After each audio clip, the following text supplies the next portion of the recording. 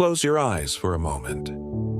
Imagine the scorching sun beating down on a land of sand and stone. This is Goshen, in the heart of Egypt, a nation at the zenith of its power. But for the children of Israel, this is not a land of opportunity. It is a furnace of affliction. 4 centuries have passed since their ancestor Joseph brought them here, to a place of refuge. Now, that refuge has become a prison. The memory of Joseph is dust, and a new Pharaoh sits on the throne, a ruler whose heart is as hard as the granite blocks his slaves are forced to quarry. Every sunrise brings a fresh wave of despair. The crack of the taskmaster's whip is the nation's morning song. Men, their backs scarred and blistered, haul impossible loads, building cities of splendor for a king who despises them. Their bodies ache, but it is their spirits that are truly crushed. They were once the children of a promise, the descendants of Abraham, Isaac, and Jacob. Now they are merely tools, disposable and nameless in the eyes of their Egyptian masters. The hope that once flickered in their hearts has dwindled to a faint, dying ember. The cruelty intensifies. Pharaoh, fearing their growing numbers, issues a decree of unimaginable horror. Every newborn Hebrew son is to be cast into the Nile, a river that should symbolize life, now turned into a torrent of death. The air is thick with the silent, suffocated screams of mothers. The cries of a people in agony rise from the mud pits and the hovels they call home. It's a sound that seems to be swallowed by the vast, indifferent desert. How long? They whisper into the darkness. Has God forgotten us? Has He abandoned His covenant? Their hands are calloused from labor, their knees raw from kneeling in the dust, pleading for an end to their suffering. They feel utterly alone, forgotten by the world, a nation in chains with no hope of escape.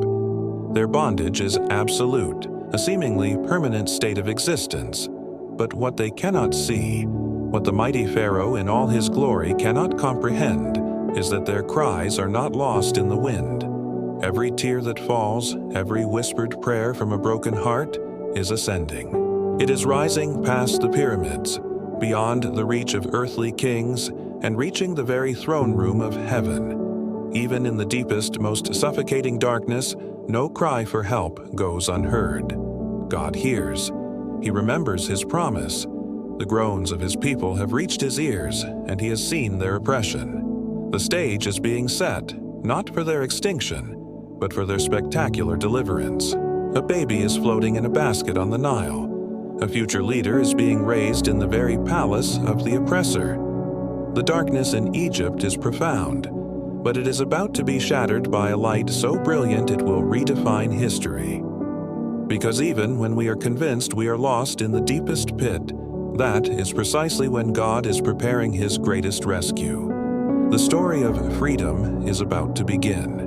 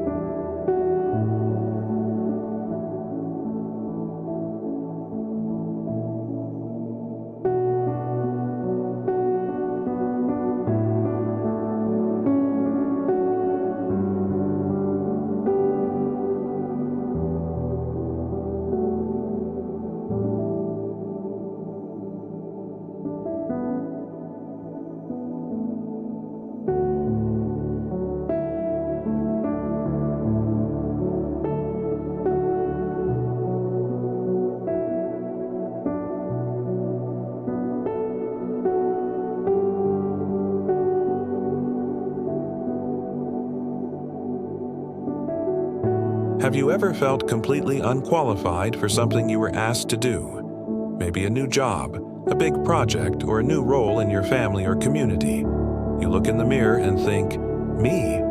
You've got to be kidding. I'm not ready for this. I don't have what it takes." If that sounds familiar, then you're in good company. Let's talk about one of history's most famous reluctant leaders, Moses. Picture this. Moses, a man who grew up in the splendor of Pharaoh's palace, a prince of Egypt. But due to a series of dramatic events, he's now a fugitive, living a quiet life as a shepherd in the middle of nowhere. He's traded his royal robes for a simple tunic, his chariot for a shepherd's staff. He spent 40 years in the wilderness, far from the power and influence he once knew. He's become, by all accounts, an ordinary man, tending his father-in-law's flock. He's probably settled into this new, unassuming life, thinking his days of significance are long over. Then, one day, something extraordinary happens. While leading his flock on Mount Horeb, Moses sees a bush that's on fire, but it isn't burning up. The flames dance, but the leaves aren't turning to ash. Curiosity gets the better of him, and as he approaches, a voice calls out from the flames, "Moses! Moses!" It's the voice of God. God has a mission for him, an impossible, world-changing task. Go back to Egypt, confront the most powerful man on earth, and lead the entire nation of Israel out of slavery. What's Moses' reaction? Is it, "Yes, I'm ready, let's do this"? Not even close. His response is filled with fear, excuses, and crippling self-doubt. He immediately starts listing all the reasons why he's the wrong guy for the job. First, he asks, "Who am I that I should go to Pharaoh?" He feels insignificant, a nobody. He's no longer a prince, he's a simple shepherd. He has no authority, no status. He sees his own inadequacy looming larger than the mission itself. God's response isn't to list Moses' qualifications or pump up his ego. God's answer is simple, yet profound. "I will be with you." It wasn't about who Moses was, it was about who was with him. God's presence was the only qualification he needed. But Moses isn't convinced. He continues with more objections. "What if they don't believe me? What if they ask your name?" Then he plays his final card. "O Lord, I am not eloquent, I am slow of speech and of tongue." He's basically saying, "I'm a terrible public speaker. I can't inspire anyone." He's looking at his own weaknesses, his own limitations, and they're all he can see. This is such a powerful and relatable moment. How often do we focus on our own "I can't" statements? I'm not smart enough, not charismatic enough, not experienced enough. We let our perceived weaknesses define our potential. But look at God's response. He doesn't say, "You're right, Moses, bad idea." Instead, he provides solutions for every single one of Moses' concerns. He gives him signs to perform, reveals his holy name, and even appoints his brother Aaron to be his spokesperson. God doesn't dismiss Moses' fears. He meets him in them and provides the support he needs.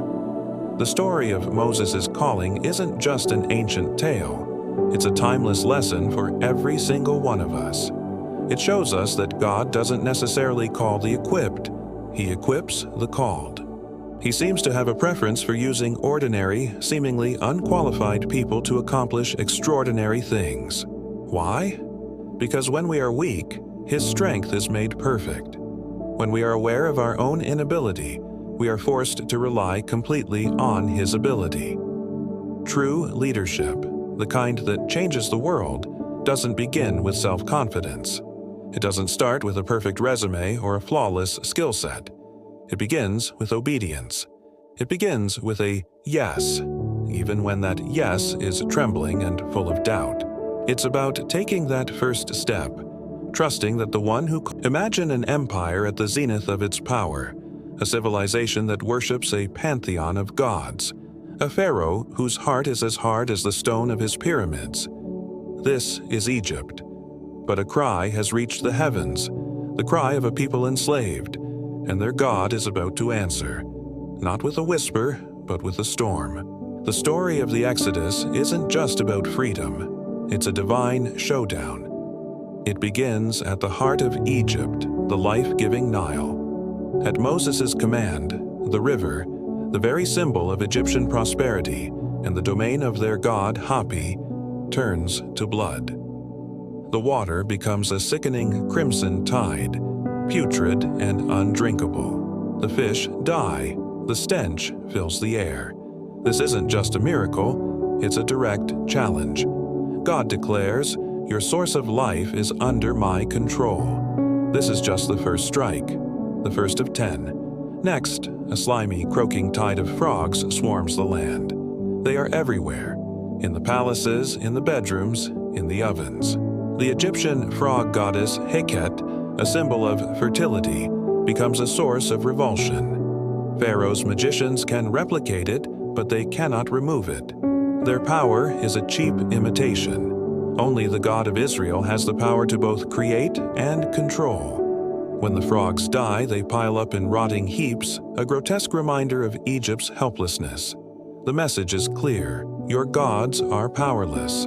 Swarms of gnats, then flies, descend upon Egypt. Not just a nuisance, but a torment.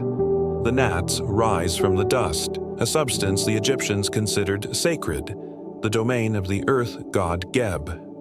The magicians, for the first time, are stumped. This is the finger of God. They admit their own tricks failing them. Then the flies, a thick, buzzing cloud of destruction that carefully avoids the land of Goshen, where the Israelites live. This isn't random. It's a surgical strike, a divine distinction between God's people and their oppressors.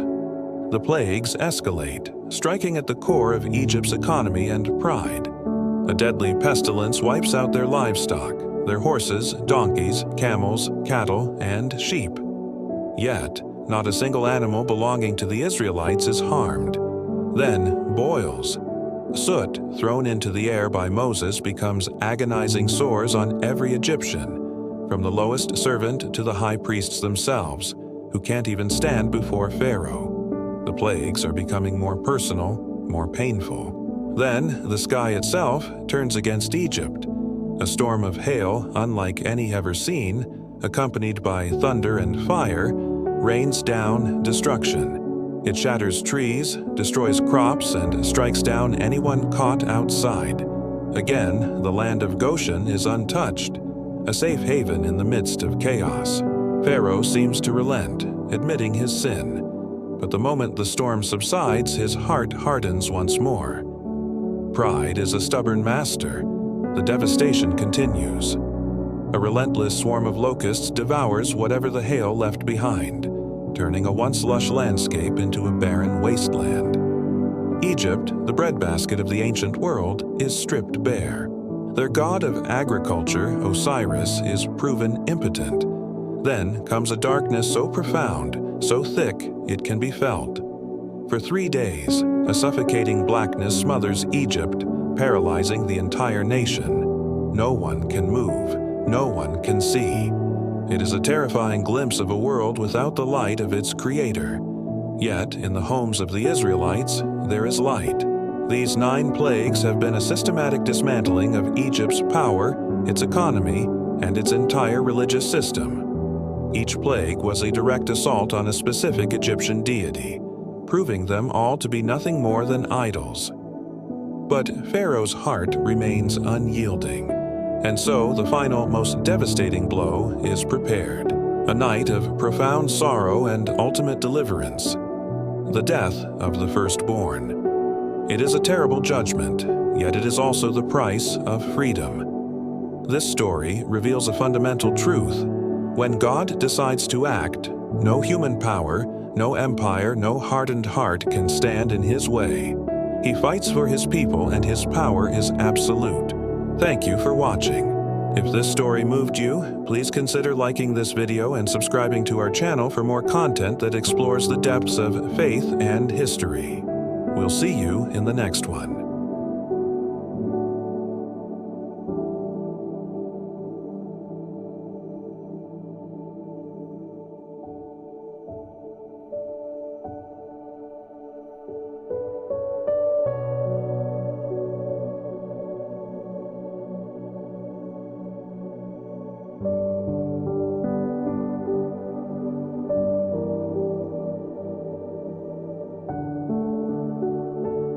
Imagine a night unlike any other.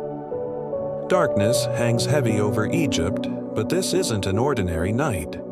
It's a night pierced by two sounds: the anguished cries of a nation in mourning and the quiet, determined footsteps of a people walking into freedom. This is the night of the Exodus. For centuries, the Israelites had known only bondage. Their days were filled with the crack of the whip and the grueling labor of building cities for Pharaoh. Their prayers, their hopes, their very identity seemed swallowed by the dust of Egypt. But God had heard their cries. He had sent Moses with a promise: "I will bring you out." Now, that promise was becoming real. On this fateful night, every Israelite family had followed a strange yet vital command. They had taken a spotless lamb, a symbol of purity and sacrifice, and painted its blood on the doorposts of their homes. This wasn't a random ritual. It was a mark of faith, a visible sign that they trusted in God's protection. It was the boundary line between death and life. As the angel of death passed through the land, grief erupted in every Egyptian home that was not marked. The sound was a symphony of sorrow, a nation brought to its knees. But inside the marked homes, there was a different feeling, a quiet, trembling anticipation. They ate a hurried meal of roasted lamb, unleavened bread, and bitter herbs, the taste of their past bitterness mixing with the promise of a sweet future. They were dressed not for sleep, but for a journey. Staff in hand, sandals on their feet, they were ready. Then came the command. Pharaoh, his own heart broken, finally relented. "Go." And they went. Picture it: a vast multitude moving under a canopy of brilliant stars. Torches flicker, casting long shadows as families step out of their homes. For the first time, their steps are their own. Old men who had only known servitude now walk with a straightened back. Children, born into slavery, take their first breaths of free air. There's no triumphant shouting, not yet. It's a quiet, profound exodus. A mixture of awe, relief, and the nervous energy of heading into the unknown. They were leaving everything they knew behind. The familiar pains, yes, but also the familiar places. Ahead lay the wilderness, a vast and intimidating unknown. But they were not walking alone. They were walking under the banner of God's promise. They were carrying the bones of their ancestor Joseph, a physical reminder of a promise made generations ago, a promise now being fulfilled before their very eyes. This moment, this dramatic contrast between Egypt's sorrow and Israel's silent, hopeful march, teaches us something powerful about freedom. True freedom isn't just about breaking physical chains, it's about a spiritual shift. It begins the moment we choose to trust in a promise greater than our circumstances. It's when we place our faith in God's plan, even when the path ahead is unseen. The blood of the Lamb was their turning point. It was the act of trust that set them on the path to the promised land. For us too, freedom begins not when our problems magically disappear, but when we dare to trust God's promise of redemption and guidance. It's about taking that first step out of our own Egypts, our fears, our doubts, our bondages, and walking forward in faith, even by the dim light of a torch under the vast expanse of His grace.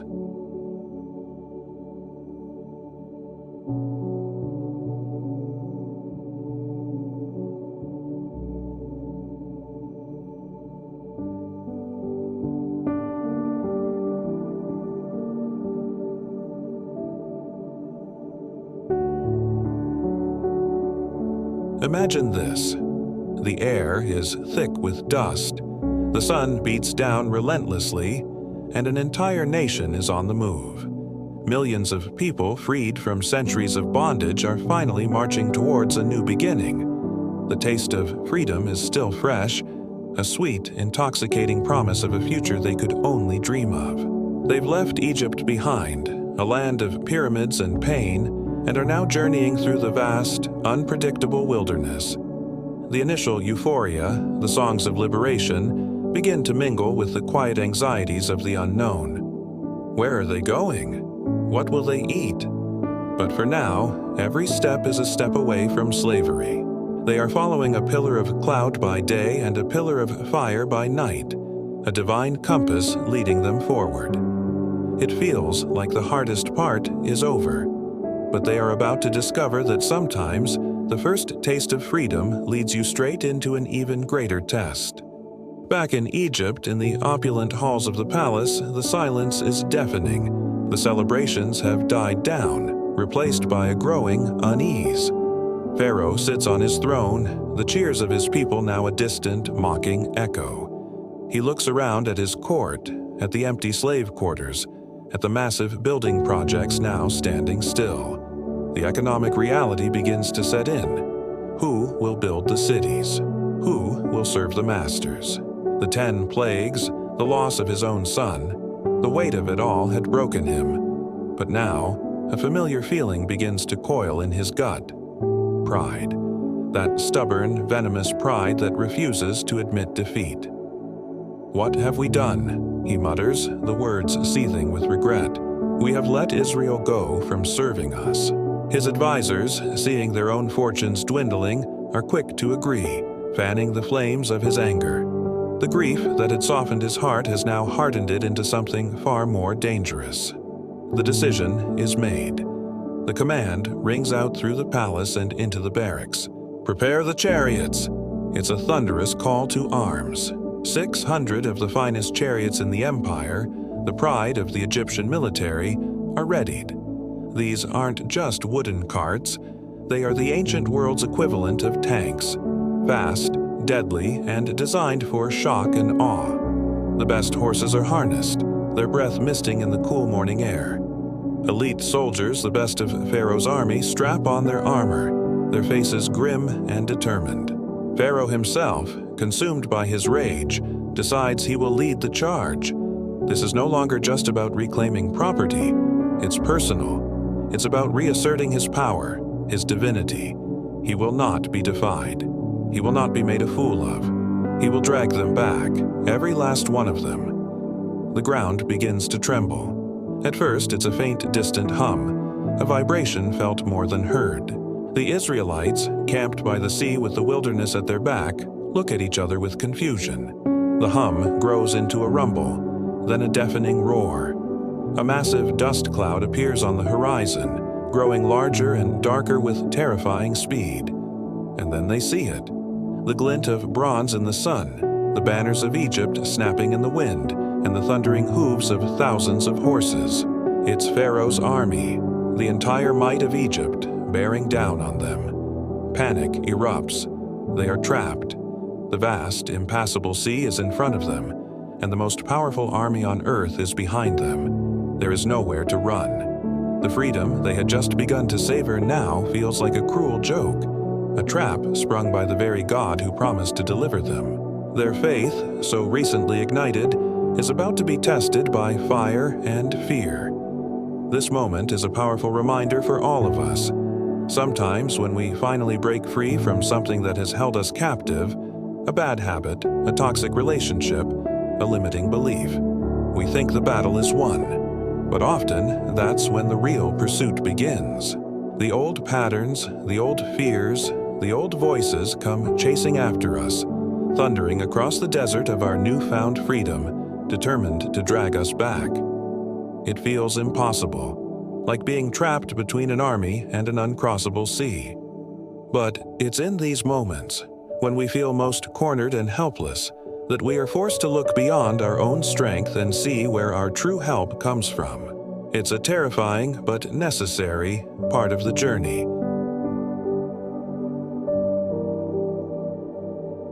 Have you ever felt completely trapped? Like you're standing at the edge of a vast, impossible ocean with nowhere to go, and behind you, the sound of your past mistakes, your fears, and your failures are catching up, getting louder and closer with every second. You feel that rising panic, that cold dread in the pit of your stomach. There's no way forward, and there's absolutely no way back. This is exactly where the Israelites found themselves. Picture it, an entire nation of people, men, women, and children, standing on the shores of the Red Sea. In front of them, an impassable body of water. Behind them, the dust cloud of Pharaoh's army, the most powerful military force on earth, thundering towards them with vengeance in their hearts. They had just tasted freedom, a promise whispered for generations, and now it seemed like a cruel joke. Their dream was about to drown in the sea or be crushed under the wheels of Egyptian chariots. You can almost hear the chaos, can't you? The frantic cries, the finger pointing. Was it because there were no graves in Egypt that you brought us to the desert to die? They yelled at their leader, Moses. Their hope had evaporated like mist in the desert sun, replaced by bitter regret and sheer terror. Their faith, which had carried them out of bondage, was now crumbling at the water's edge. Even Moses, the man who had stood boldly before Pharaoh, felt the weight of it all. He did the only thing he could do. He cried out to God. He had led his people to a dead end.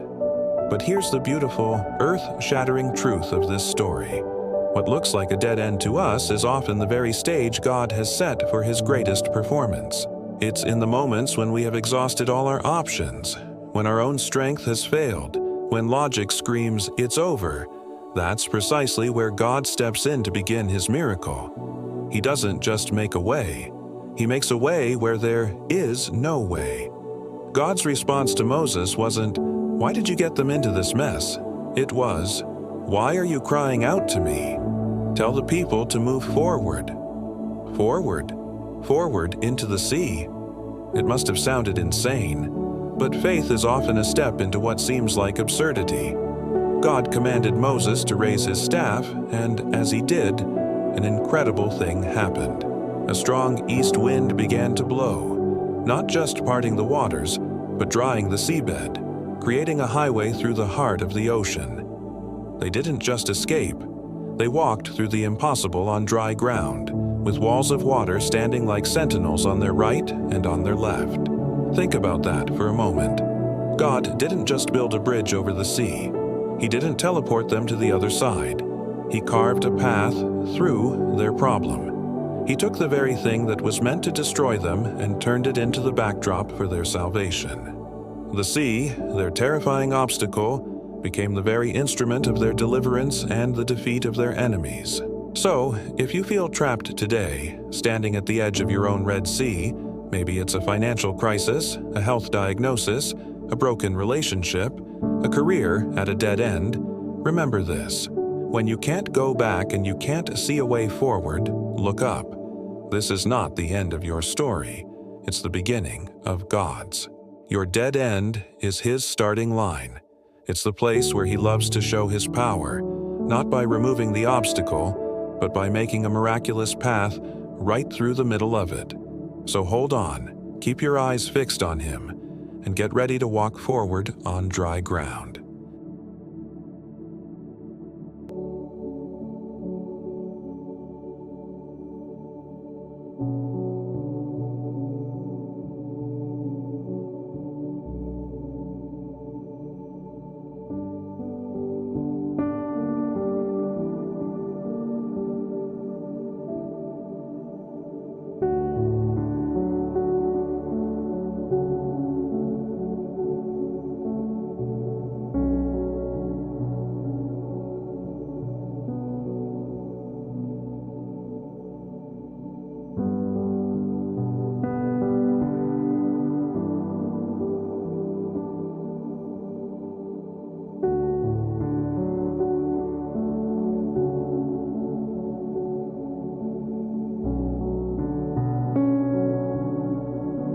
Friends, let's journey back in time, to the edge of the Red Sea. Imagine you are Moses.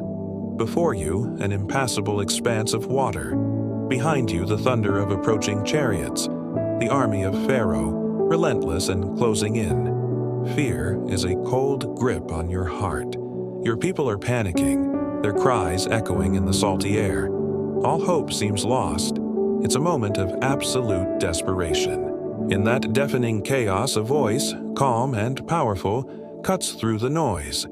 It's the voice of God, and the command is simple, almost illogical. Stretch out your hand. Just that. Stretch out your hand. Think about it.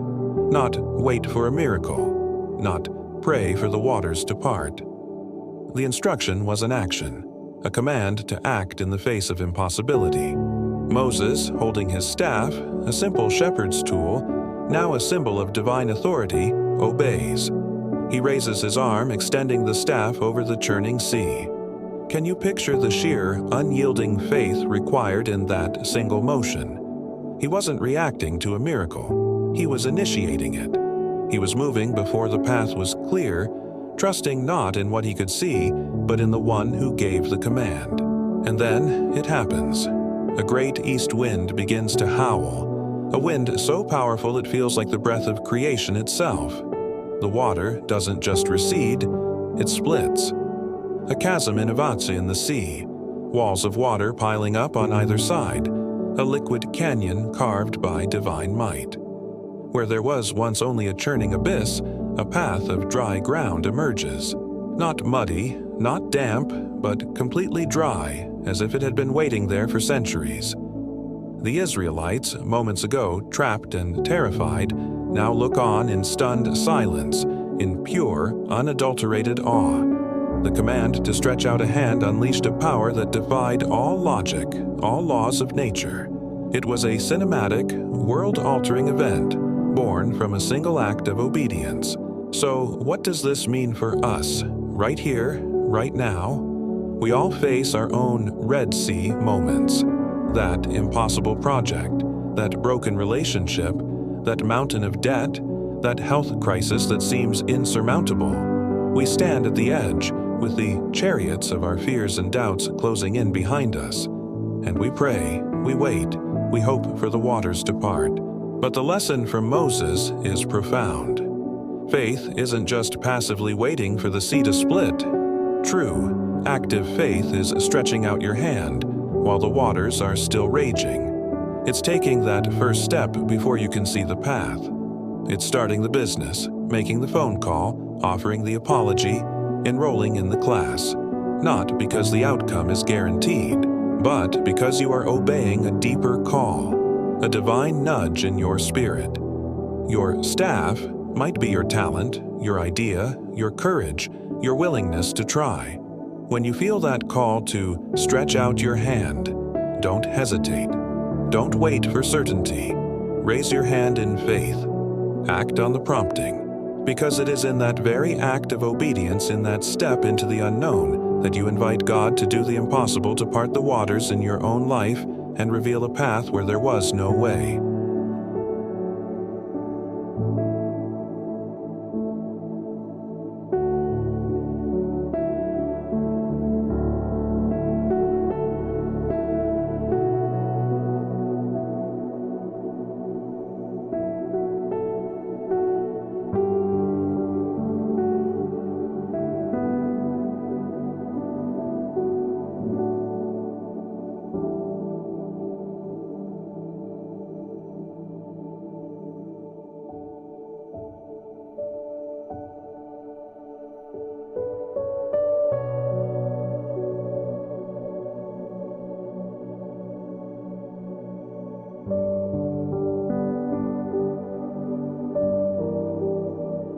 Have you ever faced something that felt utterly impossible? A situation so overwhelming, so final, that it felt like you were standing at the edge of an uncrossable sea with an army of your biggest fears closing in behind you? The ancient Israelites knew this feeling all too well. Imagine it for a moment. Trapped, the might of the Egyptian army, a force of vengeance and fury, thundering towards them. Before them, the vast, churning expanse of the Red Sea. There was no escape route, no strategy, no human solution. It was the end of the road, or so it seemed. In that moment of absolute desperation, when all hope was lost, something incredible happened. God intervened. He didn't just give them a boat, He did the impossible. The Bible tells us that a mighty east wind blew all night, and the waters of the Red Sea were driven back.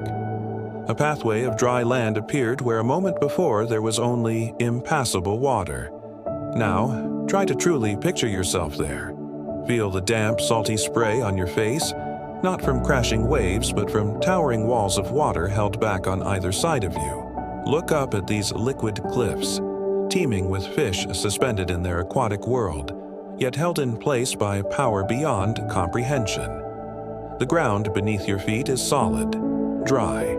You can hear the howling wind, a constant, powerful roar that is both terrifying and reassuring, because you know it's the very breath of God carving out your path to freedom. And you are not alone. You see families huddled together, parents gripping their children's hands so tightly. You see the wide, astonished eyes of a child, not fully understanding the danger they just escaped, but mesmerized by the miracle they are walking through. You see the faces of the elders, tears streaming down their weathered cheeks, a mixture of terror and awestruck faith. They are trembling. Their hearts are pounding, but they are walking. Step by step, they are moving forward. They are walking through their fear.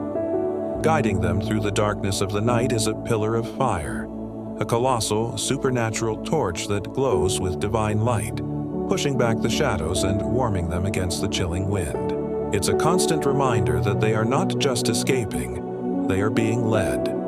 God is not just behind them, holding back their enemies. He is before them, lighting their way. He is with them, in the midst of the impossible. This is one of the most powerful lessons from this incredible story. God didn't magically teleport them to the other side.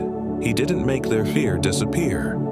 The walls of water were still there, a constant, terrifying reminder of the impossible situation. The fear was real, but He created a path through the fear.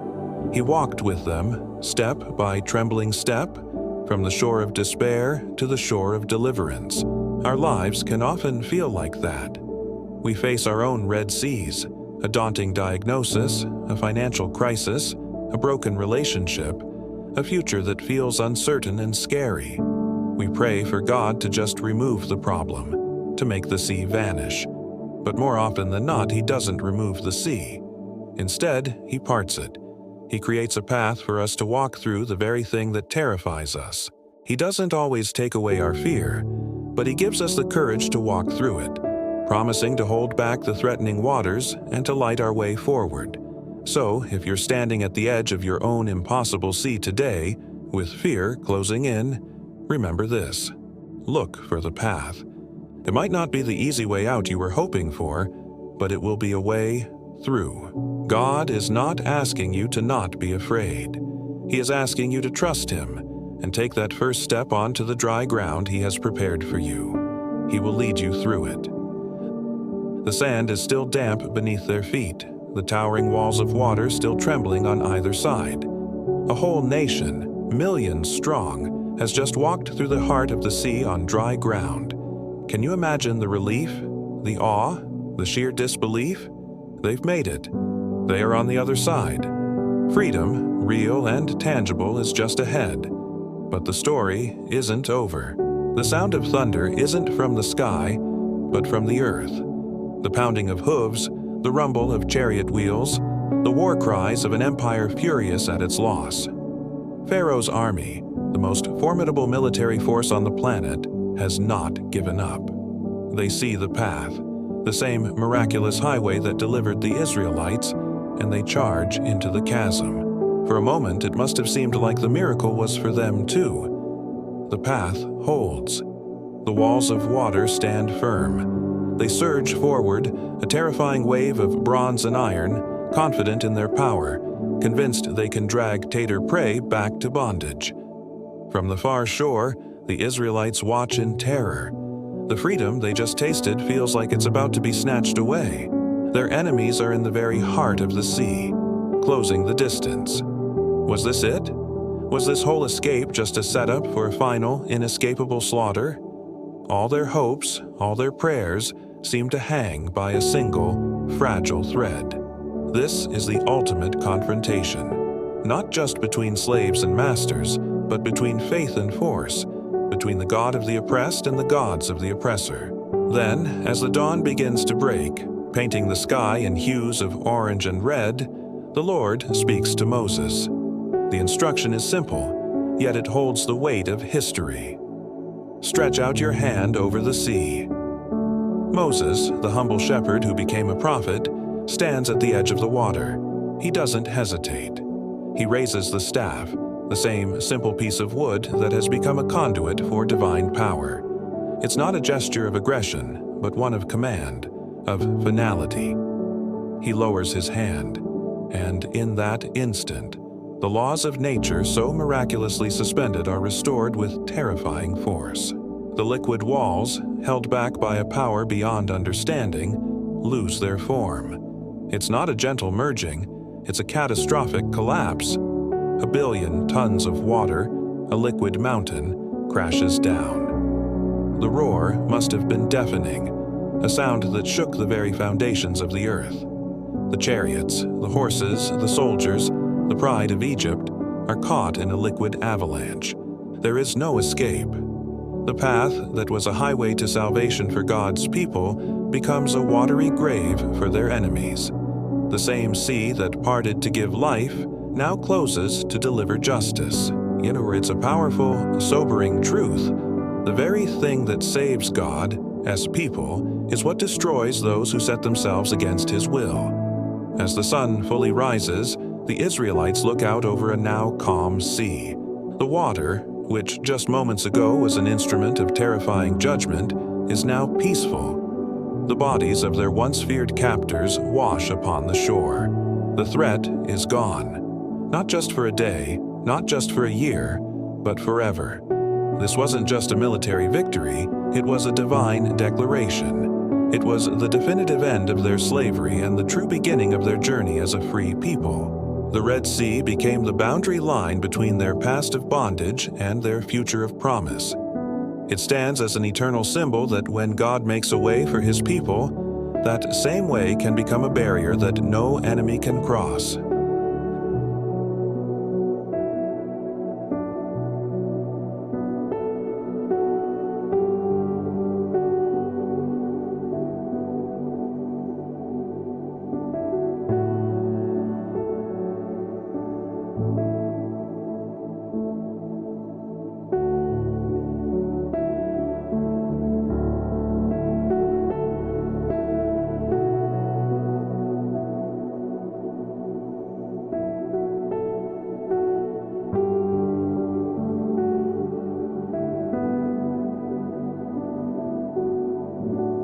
Have you ever stood on the other side of a problem so huge, so impossible, that you could only look back in awe at how you even got through it? That's the exact moment we find the Israelites in today. Imagine the scene. Just moments ago, they were trapped. The most powerful army in the world was bearing down on them, and an impassable sea lay before them. Fear was a cold grip on their hearts. Despair was a tangible presence. There was no way forward and no way back. It was the end. But then God intervened. He did the impossible. The waters of the Red Sea parted, creating a path on dry ground where there was none. An entire nation walked through the heart of the sea, with walls of water on their right and on their left. And as soon as the last Israelite stepped onto the far shore, those same waters that had been their salvation crashed down, becoming the destruction of their enemies. The threat was gone. They were safe. They were free. Can you feel the air on that shoreline? The mix of sea spray, the stunned silence turning into gasps of disbelief, and then a sound begins to build. It's not a cry of fear anymore. It's a cry of victory, a sound of pure, uncontainable joy. Miriam, Moses' sister, grabs a tambourine, and the women follow her, dancing. The men, their voices raw with emotion, begin to sing a new song, a song born in the crucible of deliverance. This is the very first song recorded in the Bible, the Song of Moses. It erupts from their hearts, a spontaneous anthem of praise. And what do they sing? They declare, "I will sing to the Lord, for He is highly exalted. Both horse and driver He has hurled into the sea. The Lord is my strength and my song. He has become my salvation. He is my God, and I will praise Him, my Father's God, and I will exalt Him." This isn't just a historical account. It's a blueprint for our own lives. That song wasn't just for them then. it's for us now. Every single one of us has faced or will face our own Red Sea moments. Those times when the diagnosis is bleak, the finances have dried up, the relationship is broken, or the path forward is completely obscured. Moments where we feel trapped, with our backs against the wall. The message from the shores of the Red Sea is this: every deliverance deserves a song. God is still in the business of making a way where there is no way. He is still the God who parts the waters. He is still our strength when we are weak, and He is the author of our salvation. So today, I want to encourage you to do something. Take a moment to look back. Think about your own life. Can you identify your Red Sea moments? Can you see the places where you were trapped, where you thought it was over, but somehow a path appeared? Maybe it was a person who showed up at just the right time, a sudden provision, an unexpected peace in the midst of chaos, or a strength you didn't know you had. That was God making a way for you. When you see it, don't just move on. Pause. Let a song of praise rise up in your heart. You don't have to be a great singer. Your song can be a quiet prayer of thanks, a journal entry of gratitude, or simply speaking out loud, "God, you are my strength and my song. You have become my salvation." Let's learn from the Israelites to turn our deliverance into declaration. Because every time we remember and praise God for what He's done, we build our faith for the waters He has yet to part. Thank you so much for joining me today. If this message resonated with you, please like this video and share it with someone who might need to be reminded that God is making a way for them too. Don't forget to subscribe for more content that connects our ancient faith to our modern lives. Until next time, may you find your song of praise.